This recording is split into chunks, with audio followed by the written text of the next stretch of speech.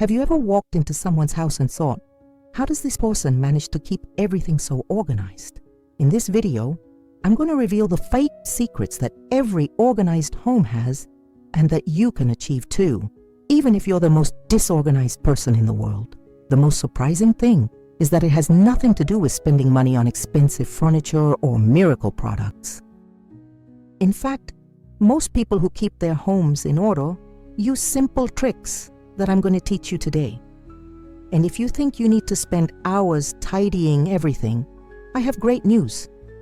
With these 5 tips, you'll spend much less time cleaning and more time enjoying your home. I can't wait to wake up every day in a place where you know exactly where everything is, without having to rush around looking for keys or important documents.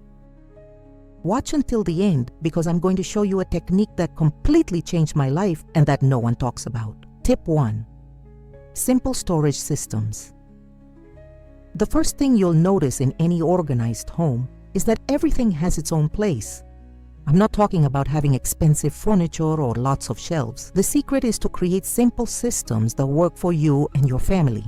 The problem most people face is that they try to put things away without thinking about their day-to-day lives. They end up creating complicated systems that no one can maintain for more than a week. This leads to frustration, mess, and the feeling that organization is impossible. Just imagine you come home tired, throw your bag somewhere, leave your keys on the table, put your shoes in the middle of the living room. The next day, you waste 15 minutes looking for all of these things before leaving. The solution starts with observing your habits. For example, if you always throw your keys anywhere when you get home, put a small jar or hook near the door specifically for that. For mail and bills, have a little box in the entryway so that you don't scatter papers around the house.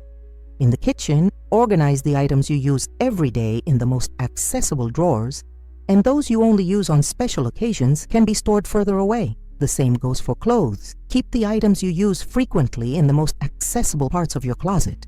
One tip that works really well is to use simple organizing boxes, which you can find at hardware stores. They don't have to be expensive or pretty. The important thing is that they help you separate different items. For example, one box just for chargers and cables, another for important documents, another for medicines. The secret is to label these boxes so that everyone in the house knows where each item should be stored. Remember, the best system is one that is so simple that even a child can understand and maintain it. Start small with just one area of the house, such as the entryway or the kitchen counter. Once this system is working well, expand to other areas. In a few weeks, you will notice that you spend much less time looking for items and that your house naturally starts to look tidier.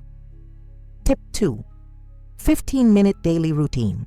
Every home that stays organized has one thing in common. Its residents don't let the mess build up until it becomes a huge problem. This seems obvious, but it's where most people fail. The problem happens when we think we need a whole day to tidy up. So we keep putting it off until the situation gets so out of control that it actually does take a whole day. It's a vicious cycle that stresses everyone out. But what if I told you that just 15 minutes a day can completely transform your home? It sounds like a lie, but it really does work. The idea is simple. Every day, choose a small area or task that can be completed in 15 minutes. It could be cleaning the kitchen counter, organizing a drawer, dusting the living room furniture, or putting clean clothes away. The key here is consistency. 15 minutes every day adds up to over 90 hours in a year. That's like having more than 3 whole days dedicated solely to organizing your home. Let me give you a practical example. Every night, before going to bed, I spend 15 minutes cleaning up things that are out of place. I put my shoes on the rack, put books on the shelf, take glasses to the kitchen, and fold blankets on the couch. The next morning, I wake up to a much more organized house, which is a good start to my day. Another option is to use the timer technique. Set an alarm for 15 minutes and challenge yourself to tidy up as much as possible in that time. You'll be surprised at how much you can get done when you're focused and know that your time is limited. This also works really well with children, turning tidying up into a kind of game. The most important tasks to include in your daily routine are washing the dishes, never let them pile up in the sink, putting away clean clothes immediately after folding them, making the beds as soon as you wake up, and wiping down the kitchen counter after meals. If you live with other people, try to divide these small tasks. Each person can be responsible for a different area, or you can do them together, making the activity faster and even more fun. Over time, these small tasks will become automatic habits, and you won't even realize that you're keeping your home organized. Tip 3. The one in, one out rule. This is perhaps the most powerful tip of all, and yet almost no one applies it. The problem that most homes face is the constant accumulation of new things without anything leaving. Think about it. How many times have you bought a new outfit without getting rid of any old ones? Or received a new kitchen utensil that ended up in an already full drawer? Over time, no matter how big your house is, it will get too full. And when we have too much stuff, it becomes impossible to keep everything organized. The one in, one out rule is exactly what it sounds like. For every new item that comes into your home, another similar item must go. Did you buy a new t-shirt? Choose an old one to donate. Did you get a new book? Pass on an old one that you've already read. Did you buy a new pan?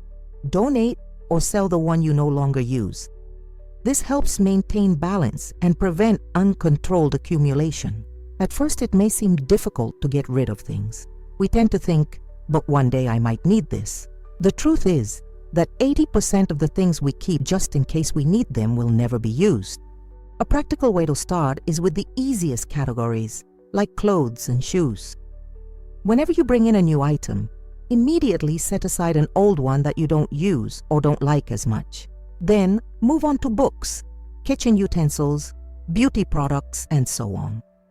For sentimental items like souvenirs from travel or gifts, you can be more flexible, but still periodically review whether you really need to keep so many physical mementos.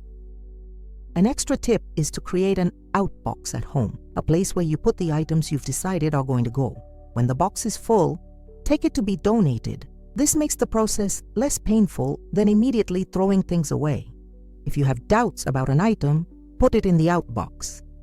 If within a month you don't miss it or even remember it's there, it's a sign that you can move on. Applying this rule consistently completely changes your relationship with consumption and your belongings. You start to buy more consciously and value more what really matters. And the best part, your home stays organized naturally without the need for big cleaning campaigns. I hope you're enjoying these organization tips. Before I continue, I want to ask you to subscribe to the channel and activate the bell to receive more videos like this. Tell me in the comments where you're watching from. I love knowing and getting to know who's on the other side of the screen. And I also wanted to tell you about something special I prepared for those who want to go beyond this video. It's a complete guide with organization secrets that completely transform my home and can transform yours too. The link is in the pinned comment, and for a limited time, I'm offering a special discount for channel subscribers. Now let's continue with the next tips, which are some of my favorites. Tip 4, clear surfaces. If you look at any truly organized home, you'll notice one thing in common. Surfaces like tables, countertops, and nightstands have very few objects on them. This is one of the biggest secrets to a home that always looks tidy, even when it's not 100% perfect. The problem is that we have a natural tendency to use any horizontal surface as a temporary storage area. The mail that arrived, the cell phone we just charged, the cup of coffee we had this morning, the magazine we were reading, everything ends up on the tables and countertops. Over time, these surfaces become so cluttered that they no longer seem to have a purpose, in addition to accumulating dust and making cleaning difficult. To fix this, you first need to do an initial cleaning and remove everything that doesn't need to be there. Be honest, that stack of magazines that you will read one day, those ornaments that you no longer notice, those papers that could be in a folder. In the kitchen, remove appliances that you rarely use. A coffee maker you use every day can go on the counter, But that waffle iron you only use twice a year should go in the closet. In the living room, limit your decorative items to a few items you truly love, rather than dozens of knickknacks that just collect dust. Keep only the essentials on your bedside tables, maybe a lamp, a book you're currently reading, and a glass of water. Once you've cleared out these surfaces, the next step is to get in the habit of not cluttering them again.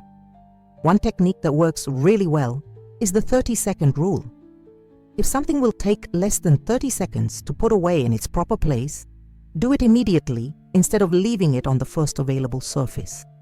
For example, instead of dropping your keys on the living room table, take them to the hook in the entryway.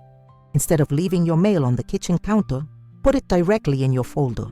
Over time, you'll notice a huge difference not only in the appearance of your home, but also in your peace of mind. Less clutter helps us relax and think better. And the best part, when surprise guests arrive, you won't have to rush out to hide the mess, because your surfaces will already be naturally more organized. Tip 5.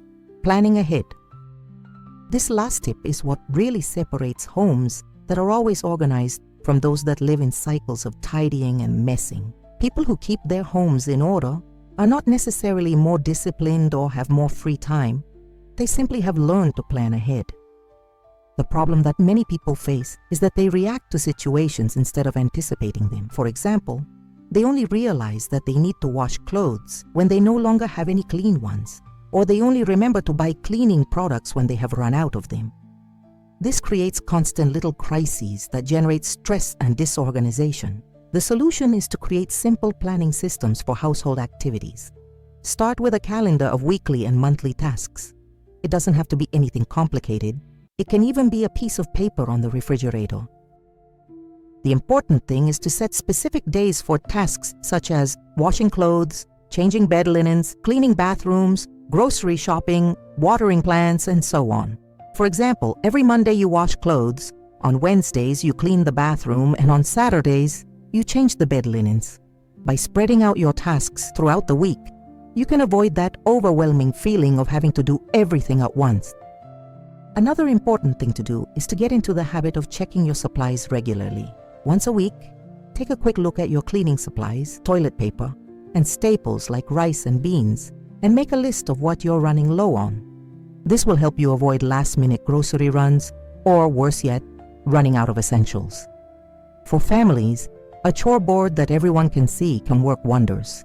Everyone can be clear about their responsibilities and can check off what needs to be done. Even young children can help with simple tasks, like putting away their toys or putting dirty clothes in the hamper.